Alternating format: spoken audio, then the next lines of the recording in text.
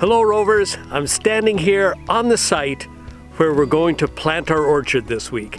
So it's a south-facing slope, and that's just ideal in the northern hemisphere because the sun will hit this area and warm it up even faster than a flat area. Also, in the fall when the frosts come, they'll roll down this hill to the dell that's behind me, giving us those extra few days to get the harvest in. Now, we're also going to do a second project this week, and that is rain barrels. We're going to set up 2 rain barrels underneath those eaves troughs that went in last week. Now, I'm going to show you how to plumb in a tap into a barrel, and then we'll be able to attach a hose to it, and we'll have all the water we need to water in, well, you guessed it, the orchard. So, we've got a lot to do. I think it's time to crack on. Now, in a previous episode, you saw that we had the ground rototilled, and the reason for that was because there were great big wheel ruts right in the area where we want to put the orchard. Now, in this week, Mrs. Rover is going to be planting grass seed in order for this area to grow back in.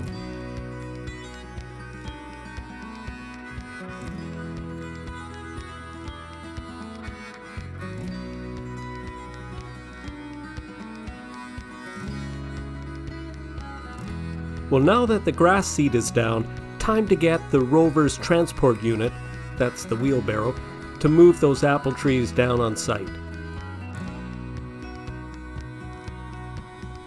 The weather's really not very nice during this segment. The wind is gusting to over 40 miles an hour, and the wind is bringing with it sheets of rain and drizzle. But this is one of my few days off, so I really have to press on.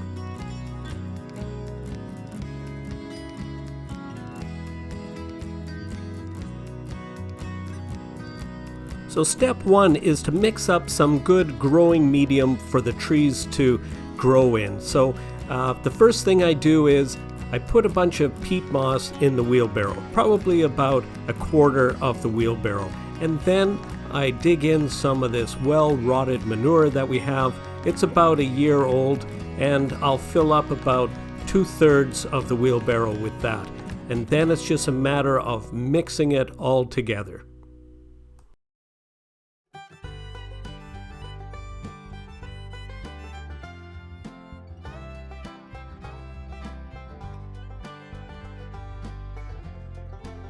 Now that looks absolutely lovely, and now we're ready to start planting those trees. So start by digging a hole about 1/3 bigger than the plant pot that the tree is in, and make it just a little bit deeper than the pot. Now, with that wonderful mixture of peat moss and manure, put a few shovelfuls in the bottom of that hole.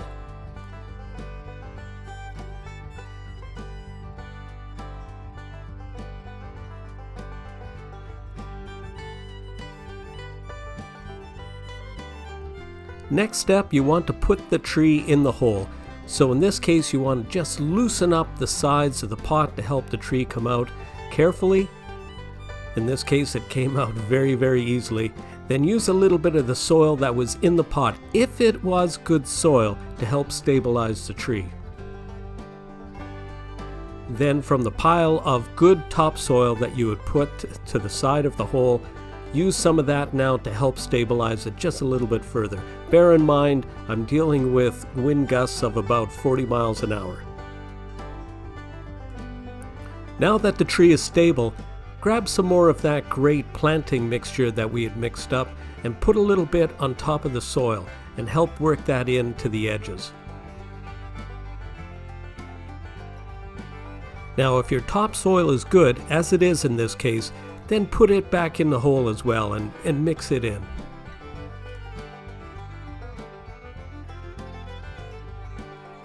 Now lightly compact the soil that you've put in around the tree, and then you can dress it off with a little more of a good planting medium as I found in that plant pot.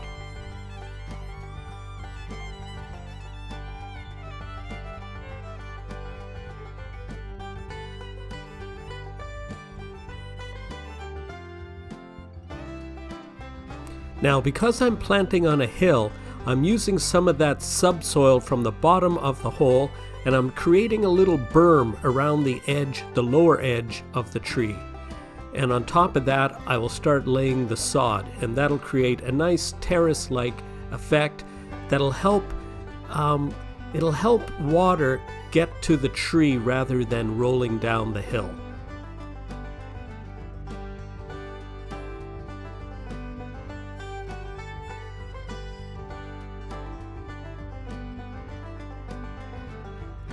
And finally, dress it off with some good quality mixed soil.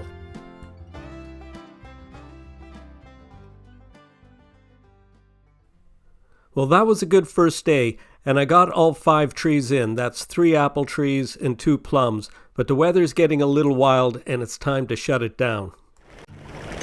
By the time I got back to the rest, the winds were picking up even more and the rain had turned to snow.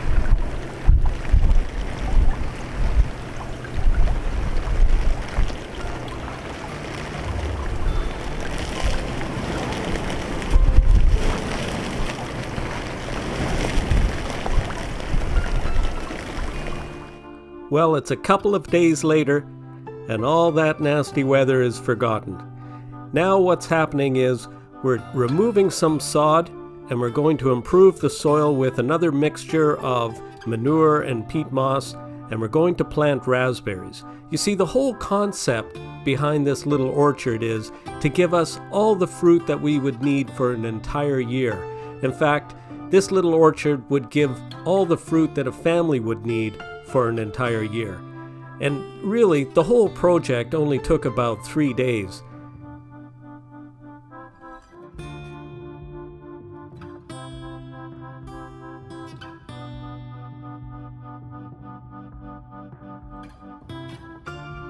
Well, now that the sod has been removed, I'm dressing the area with that mixture of peat moss and manure, and Mrs. Rover is coming along behind me, and she's making a hole in that mixture and she's putting in raspberry canes. And with those raspberry canes, she has a bucket of this good soil and she's adding it deep in the holes as she's planting those canes.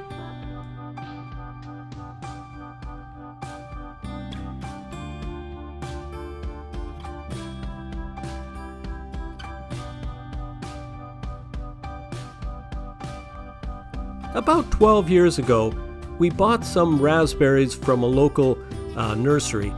The variety is Boyne, and we're really happy with them. They produce a lot of berries, and the raspberry itself, in fact, produces probably more berries than any of the berry bushes. Now, when we left the homestead, we took a few of those canes with us to the city of Summerside, and then when we sold that house in Summerside just a month or so ago, well, we took a few of the canes with us and planted them out here at Rover's Rest.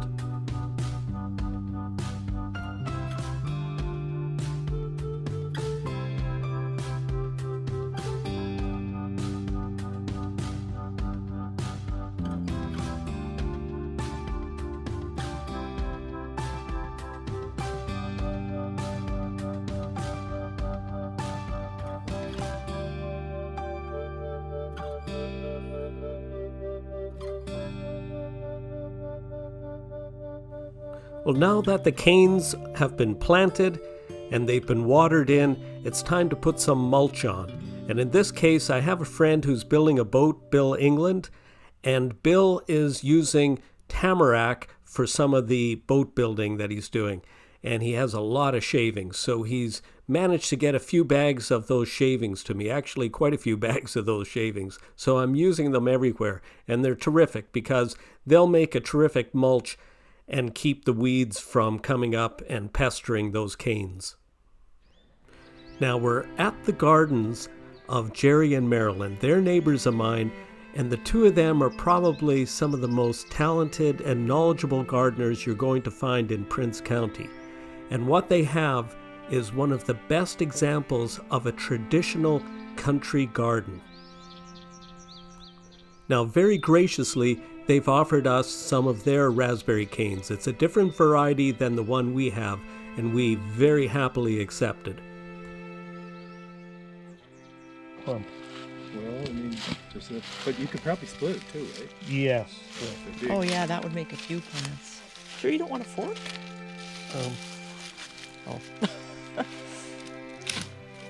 Split it right now. Yes.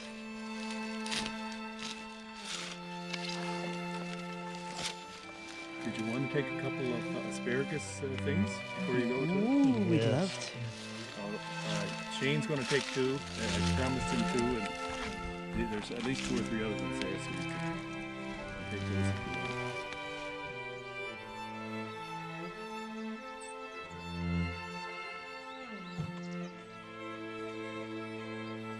Quite a nice haul of raspberries.